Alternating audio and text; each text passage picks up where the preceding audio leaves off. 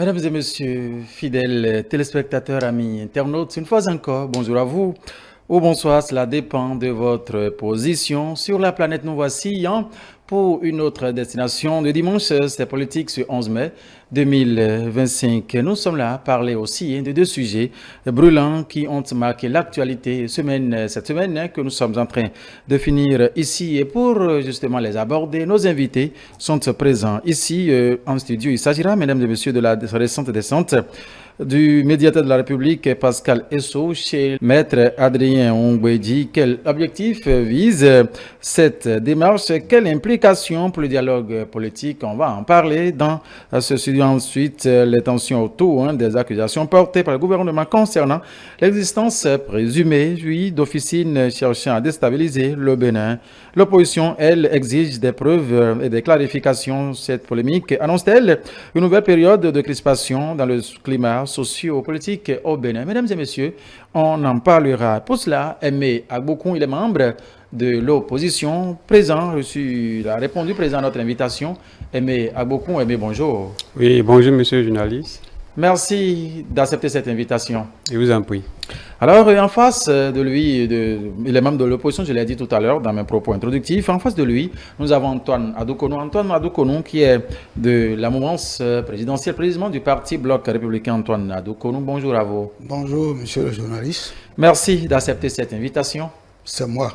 Alors, je le disais, que nous allons aborder encore quelques faits qui ont marqué l'actualité cette semaine que nous finissons. Et la première, c'est donc la descente du médiateur de la République, Pascal Esso, chez l'ancien président de l'Assemblée nationale, Maître Adrien Ongwedji, donc le lundi 5 mai dernier. On aimerait justement demander, Adoukonou, commencer par vous, quel objectif vise justement cette initiative, puisqu'il aura fait le tour des anciens chefs d'État, des anciens présidents de l'Assemblée nationale. Adoukonou. Merci beaucoup. Bon, je crois que les débats n'ont pas été rendus publics. Donc, nous ne pouvons pas dire avec précision quels sont les objectifs de ces rencontres. Mais si nous nous référons au rôle du médiateur de la République, surtout dans ces aspects de recherche de la cohésion sociale, nous pouvons dire que par ces temps qui courent, ou d'une manière ou d'une autre, on est à l'approche plus ou moins des élections générales de 2026 et à voir les différents discours qui se tiennent ci et là dans l'opposition comme dans la mouvance, surtout par rapport à un certain nombre de critiques qui sont objectés contre le code électoral, etc., la demande de sa relecture. Vous avez parlé d'Adrien Ongwedji tout à l'heure, on connaît ses griefs contre le code. Et tout ça là, j'estime que le médiateur de la République a voulu rester dans le rôle de prévention des crises. Il ne veut pas attendre que les crises surviennent. Et certainement, il est en train de faire le tour des présidents, des anciens présidents d'institutions, parce que c'est des hommes et des femmes de ce pays qui ont déjà occupé de hautes fonctions politiques dans le pays et qui ont les connaissances, de grandes connaissances en matière de pacification du pays. Et il faille donc chercher quand même à concilier ces différents acteurs pour que ces crises qui s'annonce certainement imminent, on puisse quand même en venir à bout. Bon, je reste là d'abord pour que, peut-être dans le développement des sujets, on pourra mieux apprécier. Alors, Aimé Agbokoun, vous avez suivi l'actualité au Bénin, le 5 mai, le médiateur de la République, Aimé Pascal Esso, j'allais dire, voilà, au domicile du président Adrien Ongwedji. En tout cas, il entend entreprendre une tournée au niveau de tous ces anciens présidents de l'Assemblée nationale, sans oublier les anciens chefs d'État. Aussi, qu'attend-il justement de cette initiative, Aimé? Voilà. Je pense même que le médiateur de la République s'est rendu déjà chez le président Yaïboni, parce que j'ai suivi ça tout à l'heure avant de monter sur le plateau. Mais moi, je dirais que le médiateur de la République veut justifier son budget. Voilà. Selon moi, ces différentes rencontres initiées ne sont qu'une balade de santé au fait. Ah bon? Ah oui. Si vous le faites dire. Voilà. Parce qu'aujourd'hui, on se posait la question à savoir le rôle, le véritable rôle du médiateur de la République dans notre pays. Vous n'êtes pas sans savoir que depuis 2016, nous sommes constamment en crise. Durant cette période tumultueuse que notre pays a traversée, mais cette institution est restée transparente jusqu'à ce jour. J'en veux pour preuve les événements de 2019. Les événements de 2019 où il y a eu des élections, il y a eu des élections unilatérales où l'opposition a été exclue et il y a eu des événements des 1er et 2 mai qui sont soldés par des pertes en vie. Il y a eu des blessés. Toute cette période que nous avons traversée au Bénin, quel a été le rôle de cette institution? Quel a été le rôle de cette institution? Selon moi, aujourd'hui, le médiateur de la République veut juste justifier son budget auprès de ses patrons. Ah bon? Voilà. Selon moi, ce n'est que ça. Parlant de la vision, c'est ce que dit votre vis-à-vis Antoine Adokono sur ce sujet. Bon, je ne me retrouve pas lorsqu'on dit que le médiateur de la République veut aller justifier son budget. Je pense que le budget est voté au Parlement et le budget général de l'État prend en compte le budget des différents secteurs, y compris les institutions de la République. Et le débat a été fait déjà là-bas, le budget a été voté, donc le médiateur de la République n'a rien à voir à aller discuter du budget avec les acteurs politiques. Je crois que certainement mon vis-à-vis est en train, disons, d'ignorer en fait ce qu'une médiation peut faire dans un pays. Parce que dans une médiation, on a beaucoup à gagner. Parce que lorsque les acteurs politiques sont en conflit, il faut quand même que quelqu'un jugé a priori de neutre puisse intervenir. La question de la régulation des pouvoirs publics est même prévue dans la Constitution. Ça fait partie, selon les dispositions de l'article 114 de la Constitution, des rôles innovants, même qu'on a confiés à la Cour constitutionnelle, parce qu'on sait que dans la vie politique, dans la vie démocratique, nous ne sommes pas dans un océan sans vagues. À des moments donnés, il doit toujours avoir quelques vagues qui se soulèvent puisqu'on est dans un océan. Et il faut des cadres. Il faut prévoir des cadres juridiques pour quand même essayer de concilier les parties. La Cour constitutionnelle le fait lorsqu'elle est saisie par les institutions compétentes pour réguler la vie politique sur un certain nombre de lois, de questions. Mais le médiateur de la République, je rappelle d'abord que le médiateur de la République qui a été créé en 2019 n'est pas une autorité politique, c'est une autorité administrative qui doit servir d'interface entre les citoyens et les pouvoirs publics, etc., pour que leurs droits soient respectés. Ce n'est pas non plus un tribunal. Donc, il n'est pas une autorité politique, mais du fait de son rôle de prévenir, de faire la cohésion sociale, lorsque les acteurs politiques sont en conflit, qui est inhérent à la société, il peut intervenir. La preuve, les présidents d'institutions, y compris Yahi Boni, n'ont pas refusé de le recevoir. Si tel était le cas, ils allaient refuser de le recevoir. S'ils sont en train de le recevoir, c'est parce qu'ils savent qu'il a un grand rôle à jouer. Et j'espère que, à l'issue de ces rencontres, plaise à Dieu, quand même que chaque parti puisse concéder l'essentiel pour que on retrouve la paix autour des élections. Parce que ce qui est important, c'est le Bénin, ce ne sont pas les individus, ce ne sont pas nos sentiments, ce ne sont pas nos émotions. Donc moi, je suis très loin de dire que c'est une balade de santé, non. Je crois que le médiateur de la République est à même d'aller porter les informations recueillies ici et là au chef de l'État et aux partis politiques concernés même, pour que s'il y a quelque chose qu'on peut faire pour que la paix revienne.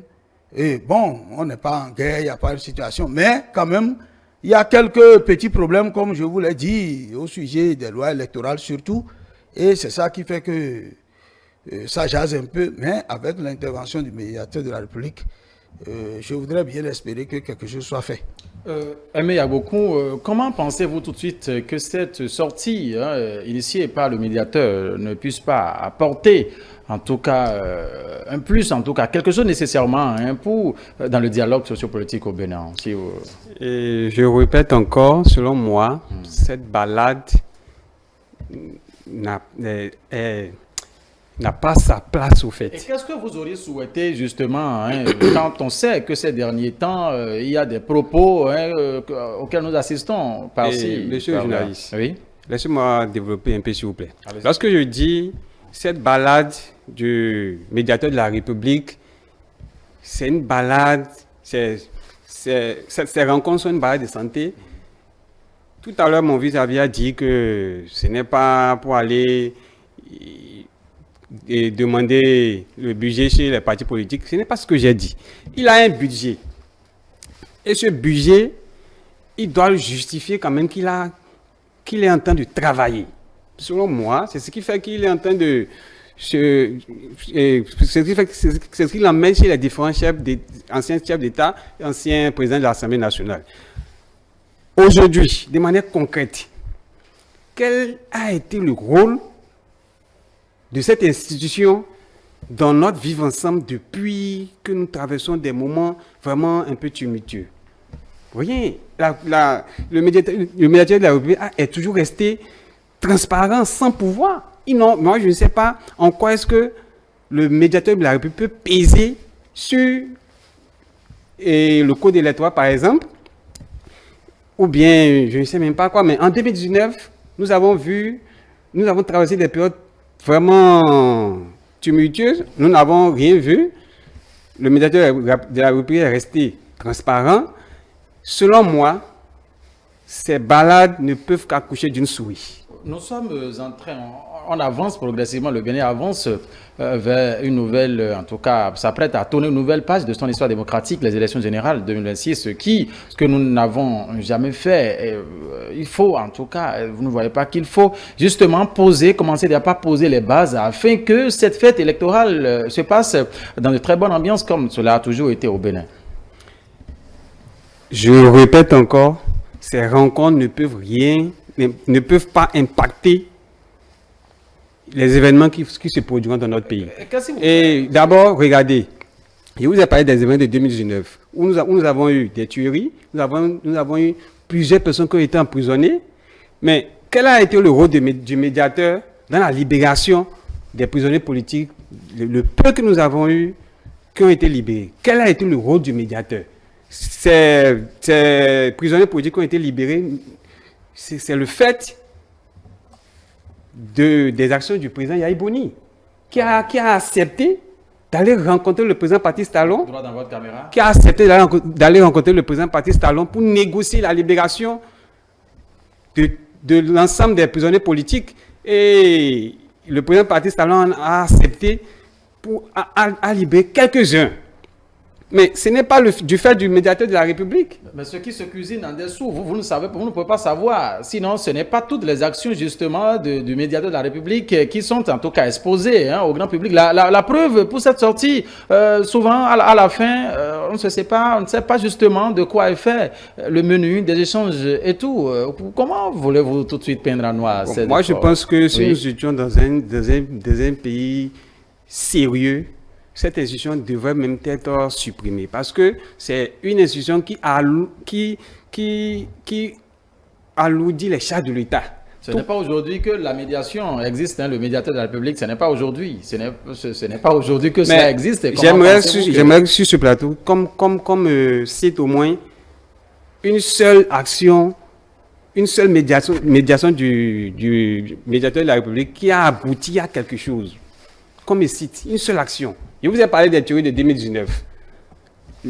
Cette élection est restée transparente.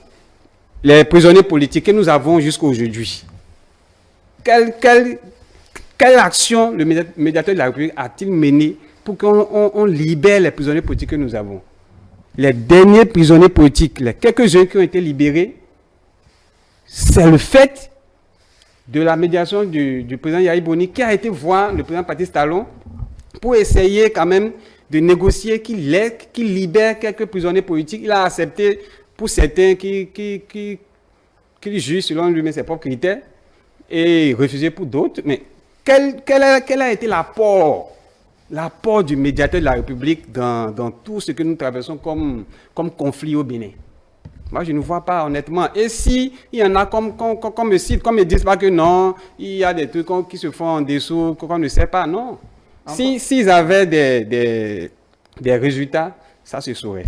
Antoine Adoukonou, Aimé Agbokou, estime que cette sortie n'a rien. Est-ce que vous ne pensez pas peut-être que les anciens chefs d'État, les anciens présidents de l'Assemblée nationale puissent en tout cas influencer, hein, quoi qu'on dise, le débat positivement, le débat? Bon, je crois que, à suivre mon co-débatteur, j'ai l'impression que il ne saisit pas en fait le rôle du médiateur de la République. Donc, je le renvoie au décret, à la loi qui a créé le médiateur de la République en 2009. S'il a le temps, s'il lit la loi, il va comprendre le rôle, les principaux rôles du médiateur de la République. C'est pas pour rien que j'ai dit tout à l'heure que le médiateur de la République n'est pas une autorité politique. C'est avant tout une autorité administrative. Et chaque année, le médiateur de la République fait le point et fait le rapport d'activité qu'il présente chaque année.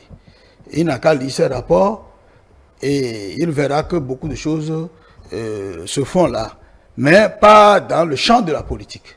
En fait, le médiateur de la République sert d'interface entre les citoyens et les pouvoirs publics. Et si peut-être vous vous retrouvez devant les tribunaux un jour, vous allez comprendre son rôle.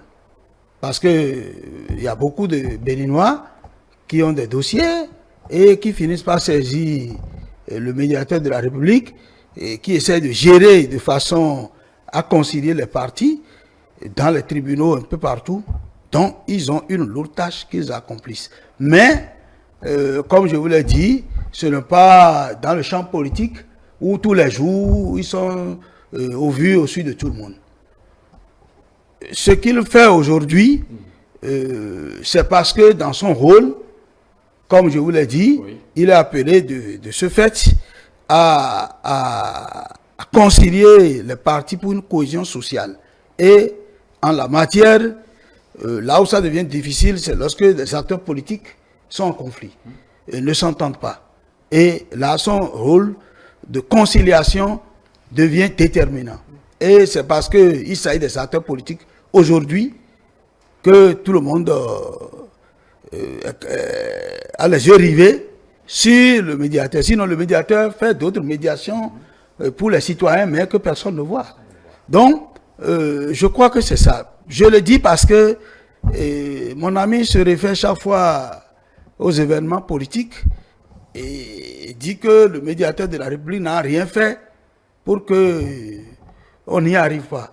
Donc, dans sa pensée, le médiateur de la République est là pour les médiations politiques. Je ne crois pas. Son rôle principal, c'est des médiations entre les citoyens, les pouvoirs publics et autres. Mais ici, c'est un champ particulier où, quand les conflits s'annoncent, il faut qu'il arrive à prévenir. Du coup, il faut comprendre que, je vous ai dit que le médiateur de la République ne se substitue pas aux institutions. Lorsque nous parlons des élections de 2019, toutes les institutions ont joué leur rôle comme cela se doit. S'il y a eu des tueries, tout ça là, c'est à cause de l'opposition. Je l'ai toujours dit. Parce que j'ai toujours rappelé d'autres contextes où les conflits étaient aussi imminents. Et il a fallu que certaines parties se résignent de ne pas aller sur ce droit chemin. Le chaos de 2011 est un exemple patent. Quand on a fait le chaos, ce chaos avait surpris plus d'un. Si ceux qui étaient de l'Union fait la nation étaient dans le même élan que nos amis de l'opposition d'en face en 2019, on aurait eu plus de tueries. Et c'est parce que les autres ont compris que, au-delà de tout, il faut faire prévaloir la paix sur nos intérêts partisans, égoïstes et autres, qu'ils ont accepté les résultats malgré cela, puisque la Cour constitutionnelle n'a pas été capable de donner même le nombre d'inscrits. Parce que, évidemment, la lépie a été faite dans la précipitation et on a donné les résultats comme ça, on a dit chaos. Mais les gens ont accepté, parce que s'ils n'acceptent pas, on risque de se retrouver dans les événements de 2019. Si les amis d'opposition avaient fait la même chose en 2019 et en 2021 aussi, et constatent que, bon, la démocratie, c'est aussi la vie des institutions. La démocratie vit par ses institutions. Nous avons dit, dans le processus électoral, chaque institution joue son rôle jusqu'à ce qu'on donne les résultats. Et lorsqu'on donne les résultats, si vous n'êtes pas d'accord, vous utilisez les moyens légaux de revendication pour saisir les institutions compétentes selon l'élection. Et dès qu'on ne vous donne pas raison, vous constatez. Et le Bénin continue. Mais lorsqu'on décide de sortir de ce cadre qui est préparé pour la paix, c'est normal qu'on en vienne à ce qu'on a vu en 2019. Parce que si on a donné les élections et les résultats, si l'opposition n'est pas rentrée dans la rue pour dire que l'élection c'est exclusif, que c'est ceci, on n'en serait pas là. En 2021, voilà un parti qu'on appelle les démocrates, qui sont nés après toutes les élections qui peuvent consacrer le parrainage. C'est-à-dire les démocrates sont nés dans une période où il n'y aura plus d'élections qui peut leur donner de députés ou de maires comme parrain. Mais ils disent qu'on ne peut pas faire les élections sans eux. Vous voyez, c'est un peu comme ça. Ils disent qu'on ne peut pas faire les élections sans eux. Alors qu'ils n'ont pas les parrains et ils ne peuvent pas les avoir. Ou ils peuvent les avoir par défaut. Par défaut, ça veut dire que je n'ai pas de parrain. C'est un peu comme ce que Rumpe a dit. Je n'ai pas de parrain. Si je dois avoir de parrain, c'est d'aller vers ceux qui ont le parrainage. Et ceux qui ont le parrainage, et du point de vue politique, ne peuvent pas parrainer un adversaire, par exemple, qui ne s'entend pas avec eux, dont ils n'ont pas la même vision politique. Donc, les démocrates, s'ils avaient compris, ils n'auraient pas forcé les choses puisqu'ils n'ont pas de parrain. Voilà des attitudes qui permettent d'éviter les crises. Il ne faut pas avoir des comportements, c'est-à-dire, il ne faut pas que nos lèvres prônent la paix et que nos comportements appellent à la guerre. Si on fait, c'est à juste titre que le médiateur est en train de faire le tour pour que tout ça là serve d'exemple. En tout cas, si moi j'étais médiateur, oui, voilà des choses sur lesquelles, par exemple, je vais m'entretenir avec les autres, leur montrer que le Bénin est par-dessus tout. Et aucune médiation n'est jamais inutile, comme on le dit. Et, en parlant, chacun, même si chacun peut essayer d'adoucir un peu sa position, de part et d'autre, hein, dans l'opposition, comme dans la mouvance. Donc, dire qu'une médiation est nulle, inutile, je ne pense pas. C'est vrai que le médiateur de la République ne remplace pas les institutions. C'est le Parlement qui vote les lois, qui a voté un code électoral, qui a subi le contrôle de constitutionnalité et qui a été promulgué et à ce titre sera exécuté comme loi de l'État. Donc le médiateur n'a pas la force de dire maintenant non, il faut changer, il faut enlever les 10%. Non, ce n'est pas le rôle du médiateur. Mais le médiateur, en conciliant les gens, de par sa pédagogie, peut amener les uns et les autres à peut-être revoir leur position. Moi, c'est mon avis. C'est votre avis sur la question. Aimé Agboko, nous allons revenir à vous, toujours sur la même question, le même sujet de cette initiative du médiateur de la République de faire le tour justement de ces anciens qui ont occupé de hautes fonctions à la tête de ce pays. Le Parlement, c'est une institution qu'il ne faut pas négliger. Encore que les anciens chefs d'État, vous savez bien le poids que cela pèse. Est-ce que ne pensez-vous peut-être pas que oui, cette sortie peut en tout cas apporter quelque chose nécessairement? Dites-nous l'appréciation justement, ce qu'on peut retenir justement de vous. Je pense que mon vis-à-vis a dit des choses assez graves quand même. Ah bon? Oui, concernant le rôle du médiateur de la République, le rôle qu'il semble connaître, mais qui ne définit pas sur le plateau, même ici. Il dit que le rôle du médiateur, en réalité, c'est une médiation entre les acteurs civils, seulement que... Bon, vous voyez, pour la conciliation, voilà. Intervenir en période de crise afin de faire venir la paix. Voilà. Et que dans ce cas de figure, c'est parce que ce sont les acteurs politiques qu'il est sur le feu des projecteurs. Mais il est sur le feu des projecteurs justement parce que nous espérons quand même que cette institution puisse quand même impacter la vie politique d'une manière pacifique. Mais lorsque des événements graves se passent, des élections se passent, et à chaque fois, il y a des événements malheureux, et que cette institution n'arrive pas à faire grand chose, comment est-ce qu'on peut nous dire encore que cette institution est vraiment utile en tant que telle? Il a dit quelque chose que je ne suis pas d'accord avec lui lorsqu'il dit que en 2019, les événements malheureux de 2019 sont le fait de l'opposition. C'est ce qu'il a dit. Oui. Il a cité un et exemple. Il est démocrate. Il a cité un exemple, ce qui s'était passé en 2011 où on avait assisté à un chaos. Il a cité cela un exemple, juste pour appuyer son argument. Voilà. Il a cité 2011, il a cité 2019, mais lorsqu'il dit qu'en 2019, c'est le fait de l'opposition, et il va même dire que c'est du fait des démocrates. Mais je parle de l'opposition, ce n'est pas les démocrates seuls qui étaient dans l'opposition. Okay. Les démocrates n'étaient même pas nés. Ok, mais vous avez accusé les démocrates pour 2019. Non, pour 2021. Pour 2021, j'ai parlé des démocrates. C'est pour 2021. En 2019, c'était le FCBE. Très bien.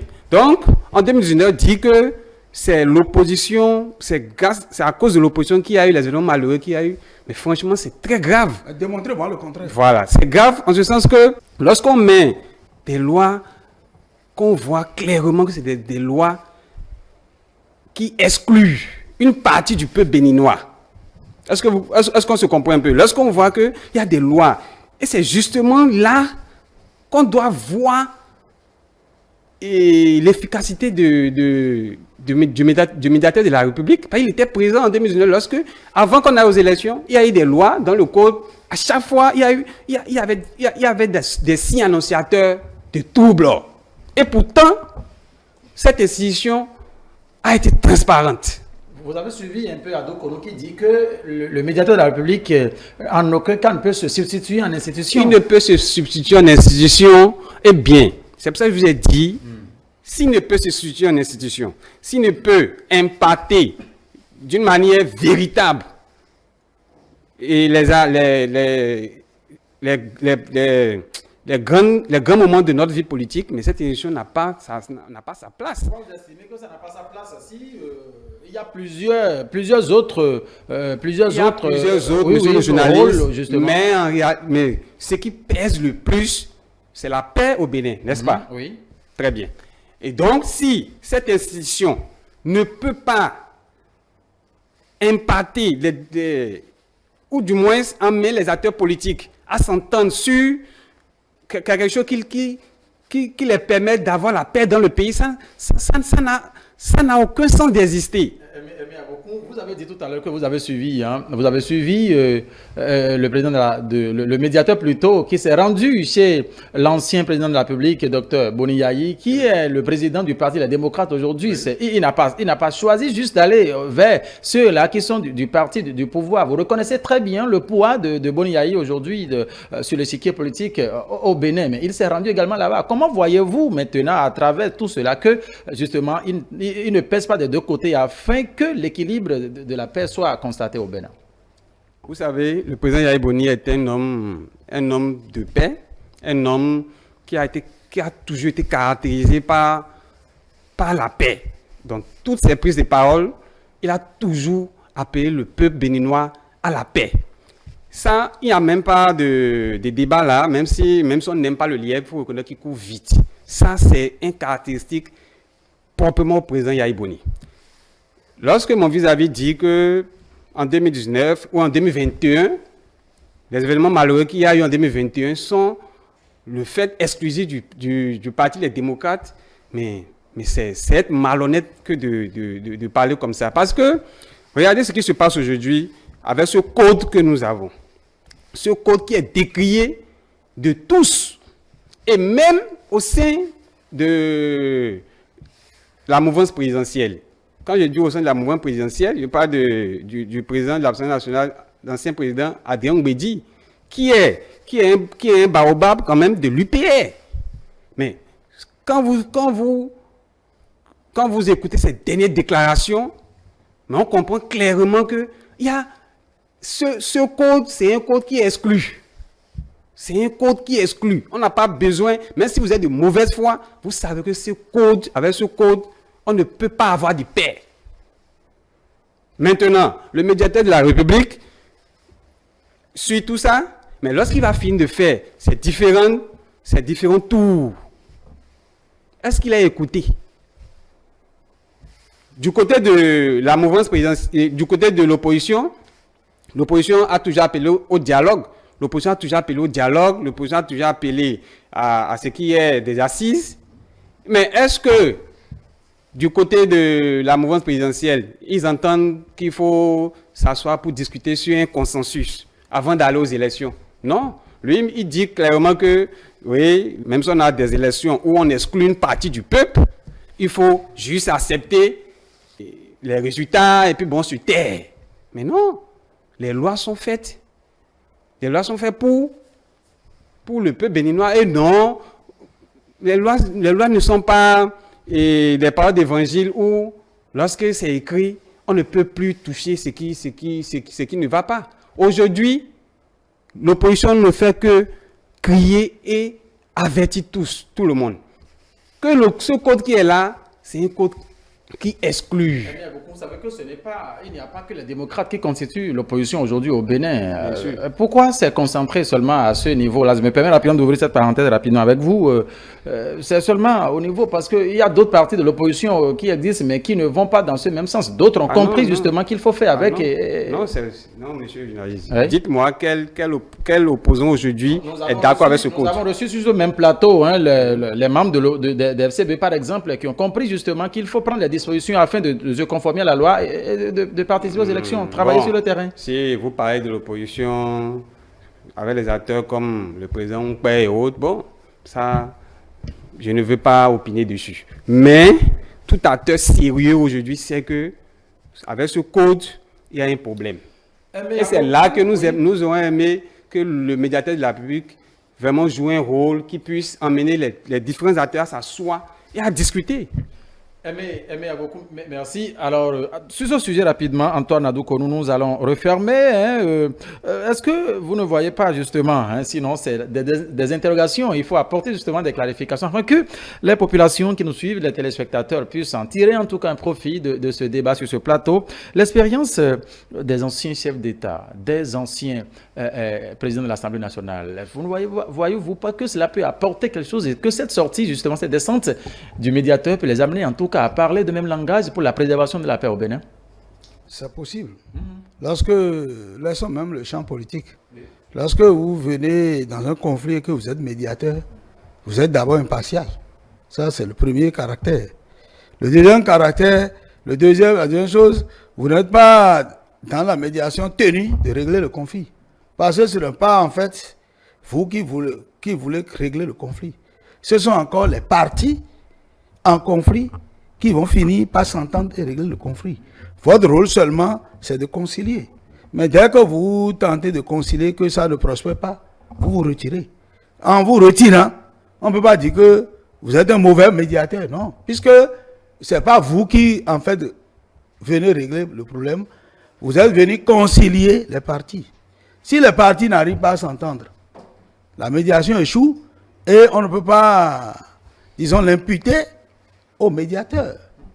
Et nous ne savons pas tout ce qui se passe dans les coulisses au Bénin. Ce n'est pas parce qu'on voit un jour le médiateur sur les chaînes de télévision qu'on constate que le médiateur, c'est maintenant il est sorti. Non. Dans les coulisses, beaucoup de choses se disent, se passent avec le médiateur que nous ne voyons pas. Vous savez, j'ai vu que mon ami, bon, je le crédite de bonne foi parce que certainement, il n'a pas suivi les événements et il m'a aussi mal compris. Parce que ce que moi je dis, c'est ceci. Je le résume en 2 ou 3 points. Nous voilà un peuple béninois qui dit j'opte pour la démocratie. Cela veut dire quoi? Ça veut dire que je vais vivre désormais la vie politique à travers des règles, à travers une constitution, à travers des lois, des institutions. Et on finit par établir cela, on met dans la constitution. 2, les institutions que nous-mêmes on s'est créées, on a dit c'est le Parlement qui exerce le pouvoir législatif. Le Parlement vote une loi. Fut-elle chrysogène, exclusif, tout ça là, il n'y a pas de problème. Mais la loi est votée, promulguée. Dès que c'est voté, promulgué, moi je dis, je m'y conforme. Je n'ai pas un autre comportement à avoir après. Lorsque la CEDA donne les résultats, la Cour constitutionnelle donne les résultats, et je sais que tout le processus a été fait, je ne suis pas d'accord, je saisis la Cour constitutionnelle ou la Cour suprême. Je passe toutes ces étapes-là et ça ne prospère pas. Je constate que les rapports de force ne sont pas en ma faveur aujourd'hui, mais demain, si c'est en ma faveur, je peux changer les choses. Si les démocrates deviennent majoritaires au Parlement demain, ils vont changer les choses. Et je sais que quand ils vont changer, il n'y aura pas l'unanimité. Il y aura toujours une partie qui va dire que tel qu'on a changé là, qui ne sont pas d'accord. Donc ça, c'est un fait qui sera récurrent dès que, quelle que soit la nature de la loi, on va toujours exclure certains. Gouverner, c'est exclure. Ça, c'est la réalité, oui. Donc c'est ça la réalité. Et je dis, il a parlé de 2019 qu'on a exclu les gens. Bon, c'est quoi il dit qu'il n'a pas suivi les événements. Parce que ce qui a fait que les gens sont exclus, c'est le certificat de conformité. Qui n'est pas une pièce inventée comme les gens aiment le dire. Ce n'est pas une pièce inventée, c'est une pièce qui est dans la loi. Lorsque on lit l'article 56 de la charte des partis politiques et la décision de la Cour constitutionnelle, on verra que ce n'est pas franchi. Si vous allez à la maison là, vous prenez. Ça a été inventé pour ces élections-là. C'est pas inventé. Avant 2019, il y avait cette pièce dans. Non, je vais vous expliquer. Donnez-moi quelques minutes, je vais lui expliquer. Non, oui, puisque c'est pourquoi il dit que je le crédite de bonne foi. Le certificat de conformité n'est pas inventé. Si vous prenez le code électoral, il y a une de 2018, d'accord, qui nous a conduit aux élections. Il y a une disposition qui cite expressément les pièces à fournir pour aller aux élections. Si vous allez dans cette disposition, vous ne verrez aucune pièce qui s'appelle certificat de conformité. Donc, si on reste seulement dans cette disposition, je dis oui, le certificat de conformité est inventé. Si on reste dans cette disposition-là, vous ne verrez aucune pièce citée pour dire certificat de conformité. Et c'est en citant cette disposition qu'on arrive à démontrer aux gens que c'est inventé. Mais je dis, il faut sortir de cette disposition. Parce que lorsque vous allez dans la charte des partis politiques, lorsqu'on faisait la réforme au Parlement, à la demande de l'opposition d'ailleurs, puisque ce qui était fait, c'est que l'ancienne charte des partis politiques est mise de côté, on crée un nouveau cadre juridique. de 15 membres fondateurs par commune au lieu de 10 membres fondateurs par département. Et quand on a fait cela, ça veut dire quoi? Tous les partis qui existaient doivent, du point de vue juridique, perdre leur personnalité juridique. Le format intervenu quand, s'il vous plaît? J'en viens. Et quand on a fait ça là, les partis de l'opposition, je suis précis, les partis de l'opposition, à travers Guy Mitopé, ont fait une doléance pour dire non, les partis qui ne veulent pas disparaître, qui veulent conserver leur nom, leur logo, tout ça là, il faut permettre qu'ils existent. Et leur doléance a été prise en compte par la mouvance. Et dans l'article 56 de la charte des partis politiques de 2018, je vous donne les références pour que vous lisiez à la maison. On a dit, on donne 6 mois à ces partis pour se conformer au nouveau cadre juridique. C'est le siège du certificat de conformité, ça. La question que vous avez posée, oui. Le certificat de conformité est une invention de la rupture. C'est pas une invention, ça je vous explique, non?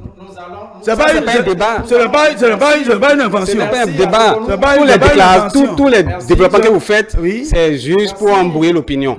Mais le certificat de conformité a été inventé. Je vous donne des références. Je vous donne des références. Je vous donne des articles. Lors de sa sortie médiatique du mercredi 30 avril 2025, Wilfried Léandre Ungwedi, porte-parole du gouvernement, a déclaré qu'il existe des officines avec un plan de déstabilisation du Bénin en 2025 qui dispose de fonds importants. Nous allons aborder ce second sujet justement sur ce plateau de ce dimanche 11 mai 2025. Antoine Adokonou, vous avez suivi l'actualité avec nous. L'opposition exige justement des clarifications sur cette affaire en ce moment justement où nous avançons vers les élections générales de 2026. Oui, bon, je crois que le porte-parole du gouvernement a été quand même assez clair. Dire qu'il y a des officines qui sont dans un plan de déstabilisation du pays et provenant donc de la bouche du porte-parole du gouvernement, il faut prendre ça au sérieux. Vous savez que le pouvoir d'État se gère par renseignement. Tout ce qui se passe du point de vue du terrorisme, et vous savez, le terrorisme, ce n'est pas une guerre classique. C'est-à-dire, ce n'est pas une guerre où on connaît, les adversaires se connaissent. Où on dit, bon, c'est tel pays et tel pays qui sont en guerre, ou bien c'est telle armée et telle armée qui sont en conflit. C'est un mouvement où l'asymétrie d'information joue un grand rôle. C'est-à-dire, je ne connais pas mon adversaire. Et je ne peux que subir parce qu'il surgit à un moment donné. C'est ça la difficulté. Et derrière ça là, quand vous voyez bien le mouvement, il y a beaucoup de choses qui se disent sur ce terrorisme-là. Voyez ce qui s'est passé dans le Sahel, où la France a été obligée de quitter le Sahel après s'être donné comme sauveur des pays du Sahel dans cette guerre à travers l'opération Serval, Barkhane et Takuba. Et après toutes ces opérations, le résultat il est mitigé. Et ces pays ont décidé, puisqu'il y en a qui sont allés au front et ont constaté beaucoup de choses. Donc, ce n'est pas une guerre où on connaît, ça, il y a plusieurs acteurs, plusieurs intérêts qui sont en jeu, mais qu'on ne voit pas les gens. Donc, c'est normal que si le porte-parole du gouvernement parle ainsi, c'est qu'ils ont des preuves, c'est que leur renseignement évolue et ils entendent des choses. Et nous savons qu'actuellement, les conflits politiques que nous avons dans le pays, certains n'hésiteront pas à oublier le Bénin face à leurs propres intérêts. C'est possible. Pour dire, bon, comme le terrorisme est un phénomène qui permet de déstabiliser le pays, nous pouvons, à défaut de régler les problèmes de code électoral, tout ça là, utiliser cette branche pour déstabiliser le pays. C'est prévisible. Quand nous savons que les acteurs politiques que nous sommes, nous ne pensons pas aux élections futures. Nous pensons aux élections prochaines. Nous pensons à nos intérêts immédiats. C'est ça l'homme politique africain. Et c'est ça qui fait que les Occidentaux ont pris le pas sur nous. Parce qu'ils pensent aux générations futures. Nous ne sommes pas dans un cas de figure. Donc, dans un contexte pareil, c'est possible, c'est prévisible que l'opposition ou bien des gens qu'on ne connaît pas, même des gens peuvent être même dans la mouvance présidentielle, et saisir cette branche-là et pour déstabiliser le pays. Vous savez, quand on parle du terrorisme, les terroristes, les gens pensent que y a M. Niancy qui a un peu expliqué les choses. On pense que c'est l'islam qui a créé ceci. Non. Ce sont des groupes que les gens utilisent pour aller déstabiliser les pays. Et tout le monde peut être derrière cela. Donc, dire qu'il y a des officines qui sont dans... Mais regardez sur les réseaux sociaux. Et vous voyez des Béninois qui envoient des messages qui font peur, qui vont voir que notre armée ne fait rien, que l'État ne fait rien, alors que les différentes statistiques aujourd'hui, en termes de ressources matérielles, humaines, militaires, ont évolué. Aucun État sérieux ne peut laisser sa population en rade. Donc, normalement, ça là, par exemple, c'est ça qui a fait que je vous ai dit, les grands États, ils pensent aux générations futures. Vous allez voir des États qui sont en conflit, mais si vous voyez l'Europe, il peut y avoir des pays qui ne s'entendent pas, mais s'il s'agit d'un intérêt qui est pour leurs citoyens, vous voyez, le consensus est retrouvé. Si je prends le terrorisme, en principe, il ne doit pas avoir d'opposition pour la lutte contre le terrorisme. Tout le monde doit unanimement le dire et s'associer parfois au gouvernement pour qu'on lutte contre. Mais malheureusement, le peuple africain n'est pas dans ce schéma. Donc, dire qu'il y a des officines qui sont là pour ça, à l'intérieur comme à l'extérieur, je ne pense pas que c'est exagéré parce que celui qui parle, c'est le porte-parole du gouvernement. Et je pense que ceux qui demandent les preuves aujourd'hui, ils n'ont qu'à prendre leur mal en patience. Parce que le gouvernement travaille avec méthode. Et quand on parle de preuves en droit, il ne s'agit pas seulement de dire que c'est vous, c'est vous, c'est vous, c'est vous. Non. C'est méticuleusement qu'on va vous prendre la main dans le sac comme ça. Et c'est ça qu'on appelle preuve. Donc, si des choses comme ça existent, moi, je leur conseille de rebrousser chemin. Parce qu'ils ne sont pas en train de servir le pays. Mais s'ils continuent, ils verront la preuve un jour. Alors, Aimé Agbokoun, face à cette déclaration du gouvernement qui constate justement l'existence d'officines de déstabilisation du Bénin, quelles sont vos attentes concrètes en termes de clarification, de preuves? Vous avez tous suivi les revendications de l'opposition, notamment du Parti des démocrates, où ils ont demandé au porte-parole du gouvernement d'apporter des preuves et plus de clarification sur ces déclarations qui sont très très graves. Je suis tenté de penser même que mon vis-à-vis est dans le secret des dieux, parce que tout de suite dans son développement, il a eu à faire cette transition facile pour dire que oui, des acteurs de l'opposition pourraient être à la base Comme de la mouvance. Non, vous avez plus indexé l'opposition. Mais j'en ai précisé. C'est vers la fin. On ne voit pas. C'est vers la fin que ça pourrait être l'opposition. Je suis tenté de croire que après le certificat de conformité, le code pirate que nous avons, la nouvelle trouvaille de la rupture, je pense que ce sont les officines.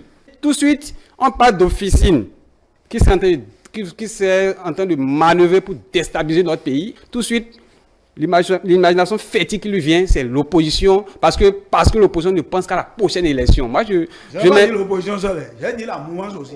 Mais vous avez plus indexé l'opposition, monsieur. Acceptez cela, ce sont vos dits. D'accord. Maintenant, Allez-y. voilà.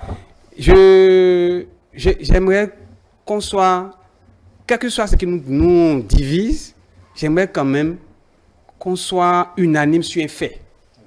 Moi, je ne peux jamais penser qu'un Béninois puisse, parce qu'il veut, je ne sais pas pour quel intérêt, œuvrer pour juste et comploter avec les terroristes pour nuire à notre pays. Tout sauf ça, monsieur. Arrêtez de croire cela, ce n'est pas bien. Et quand vous accueillez l'opposition, ce n'est pas... Moi, je peux être d'accord avec le président Patrice Talon ou pas, mais jamais de la vie, je ne peux imaginer qu'un Béninois puisse, parce qu'il veut voir peut-être le président Patrice Talon quitter, aller manœuvrer avec les terroristes pour tuer nos frères. Parce que les militaires, nos frères qui meurent au front, il n'y a pas de parti politique là. Hein. Il n'y a pas que ce sont les militaires de tel camp. Hein. Ce sont nos frères. Même moi qui suis ici, j'ai perdu des frères dans les malheureux événements qui sont passés la dernière fois. Et donc, arrêtez de dire que ce sont des Béninois qui seraient en train de comploter pour la progression du terrorisme dans notre pays. Ce n'est pas sérieux de dire ce genre de choses. Et en plus, j'aimerais attirer votre attention sur le fait que les anciens chefs d'État, notamment le président Yahi Boni et même le président Nicéphore Soglo, sans même attendre qu'on leur demande quoi que ce soit, ont mené des démarches pour aller voir le président Patrice Talon, lui faire des propositions, et sans même que celui-ci ne leur demande quoi que ce soit, ils se sont rendus au Niger. Ils sont rendus au Niger, d'abord, pour cette affaire de fermeture des frontières, ils ont œuvré. Et même pour cette histoire de terrorisme, ils ont encore fait des propositions allant jusqu'à demander à notre État de mettre des démarches vers les pays de l'AES qui sont nos voisins pour des mesures communes pour lutter contre le terrorisme. Après tout ça, vous osez encore penser que ce sont les membres de l'opposition qui seraient derrière le terrorisme au Bénin. C'est dangereux de faire ce genre de déclarations.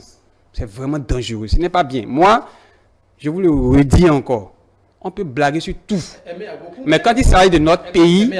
Quelle est votre analyse personnelle sur la situation? Si vous n'allez peut-être pas, on ne va pas rester, en tout cas, vous attardez justement sur les propos de votre vis-à-vis de Antoine Adou-Konou. Quelle est votre analyse justement sur la question personnellement en tant qu'acteur politique? Mon analyse personnelle est claire.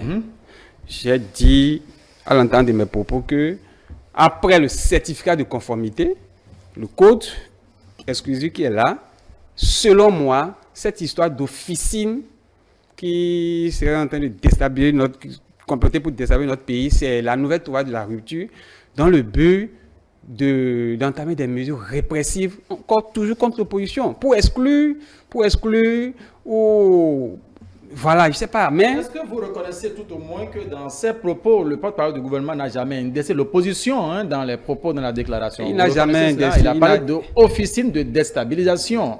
Est-ce que vous reconnaissez au moins cela? Il n'a jamais indexé l'opposition. Comment pensez-vous justement que c'est un argument peut-être pour exclure encore l'opposition?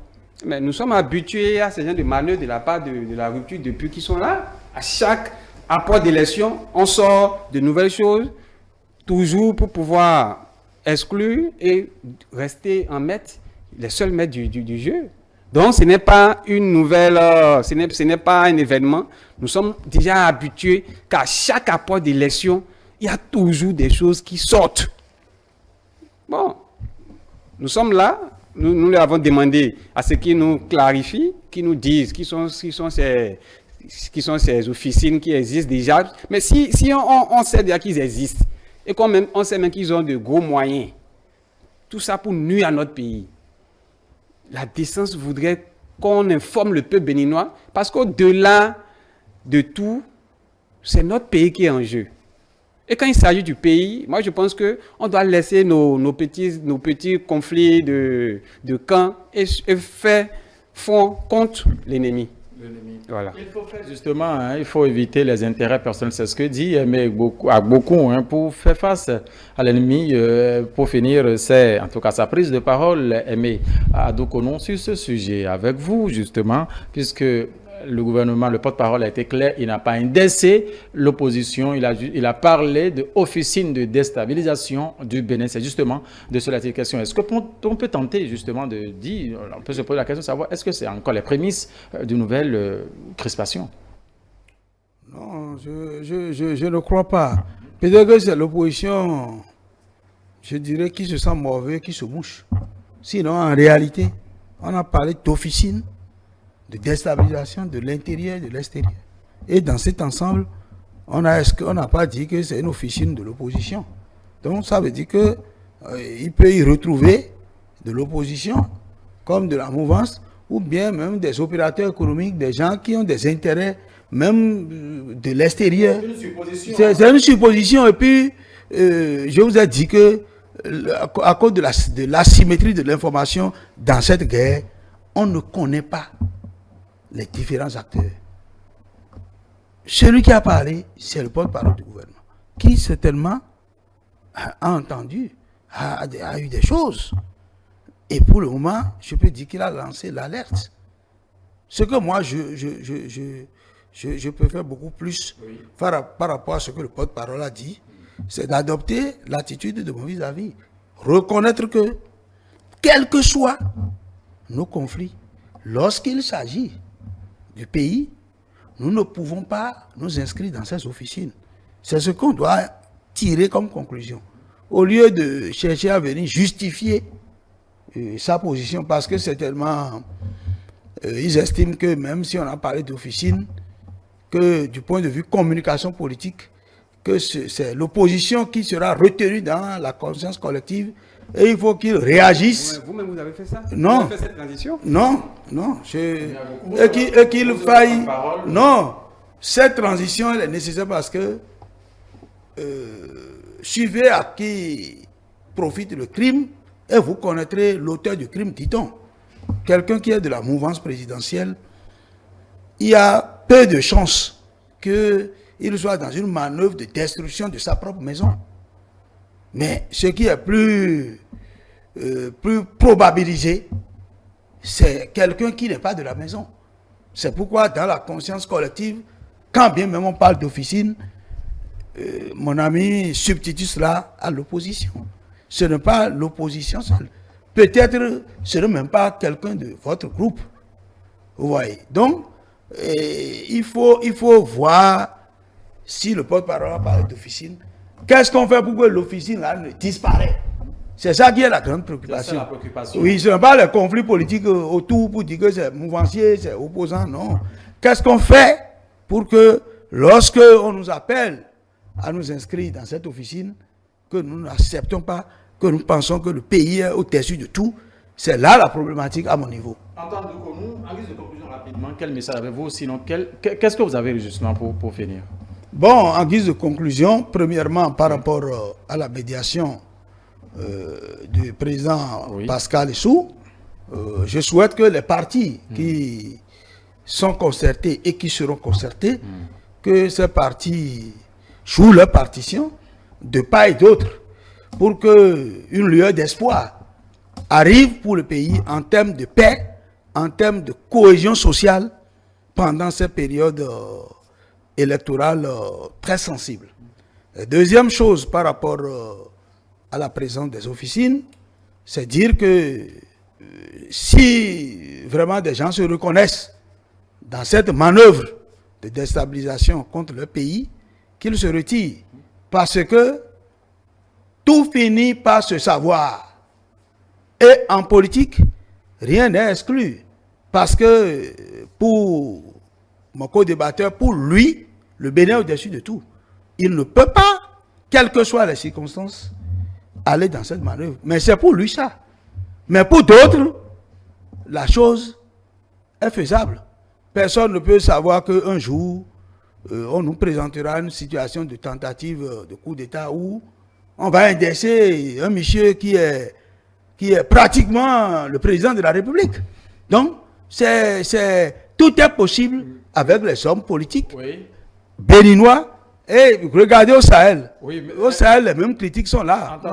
Nous allons, merci à vous pour votre intervention. Oui, Aimé Agbokoum, pour vous rapidement aussi, pour conclure cette émission. Pour conclure cette émission, moi, j'inviterai le porte-parole du gouvernement à apporter des clarifications.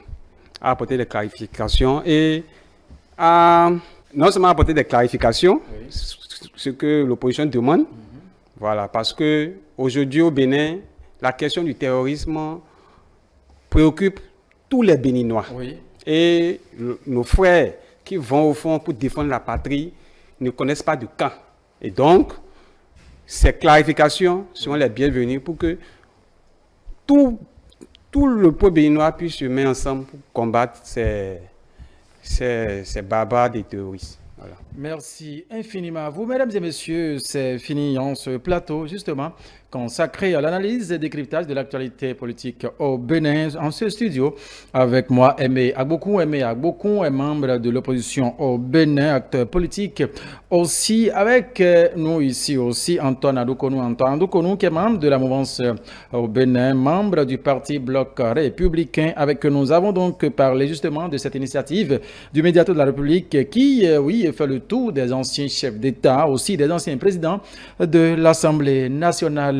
Objectif et enjeu, nous en avons parlé sur ce plateau. Existence d'officines de déstabilisation au Bénin. Le gouvernement accuse, l'opposition exige des clarifications. Est-ce que c'est déjà des prémices? C'est pour parler d'une nouvelle crispation du climat socio-politique ici au Bénin. En tout cas, nous en avons parlé. Vous avez suivi les invités sur ce plateau. Merci infiniment de nous avoir suivis. Un plateau comme celui-ci, c'est encore dimanche prochain. Mais pour le moment, mesdames et messieurs, l'émission Dimanche politique se poursuit. Et nous sommes bien disponibles sur tous nos canaux de diffusion. Nous sommes bien notre site internet www.etelebénin.com, notre page YouTube ETélé Bénin, notre page Facebook ETélé en live, notre compte Ins également. Nous sommes bien présents partout sur la planète. Merci de nous avoir suivis. Juste après nous, c'est Maël Lawson qui prend ici le contrôle afin de recevoir ses invités. 26 minutes en Afrique et dans le monde, c'est juste après nous. Restez toujours en bonne position.